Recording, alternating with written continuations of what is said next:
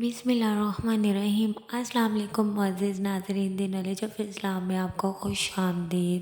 ہمارے اسلام نے میاں بیوی کو کس طرح رہنے کی تلقین کی ہے۔ اللہ تعالیٰ نے دنیا میں سب سے پہلا رشتہ میاں اور بیوی کا بنایا اور ان دونوں میاں بیوی میں محبت پیدا کی۔ ہمارے اسلام میں ہے کہ میاں بیوی کو آپس میں محبت و اتفاق سے رہنا چاہیے، جس طرح ہمارے پیارے محبوب حضور پاک صلی اللہ علیہ وآلہ وسلم اپنی بیوی حضرت خدیجہ رضی اللہ تعالیٰ عنہا سے اور حضرت عائشہ رضی اللہ تعالیٰ عنہا سے محبت کیا کرتے تھے۔ اس لیے میاں بیوی کا آپس میں رویہ ایسا ہونا چاہیے، جب ملیں تو سلام کریں اور دونوں ہنس مکھ ہوں، دونوں درگزر کی عادت اپنائیں، ایک دوسرے کے ضروری حقوق بر وقت اور خوشی سے ادا کیا کریں، ایک دوسرے کا تعاون کیا کریں، آپس میں ہنسی مذاق کیا کریں، ایک دوسرے کے لیے بن سنور کر رہا کریں، ایک دوسرے کو احسان جتانے کے الفاظ نہ بولا کریں،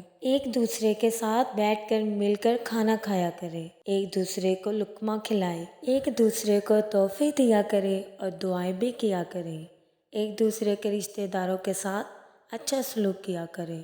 میاں بیوی کو چاہیے کہ جب بھی کھانا کھانے بیٹھا کرے تو 21 مرتبہ یا درود پڑھ کر کھانا کھایا کرے۔ اس وظیفے کی برکت سے میاں بیوی میں آپس میں محبت پیدا ہوتی ہے۔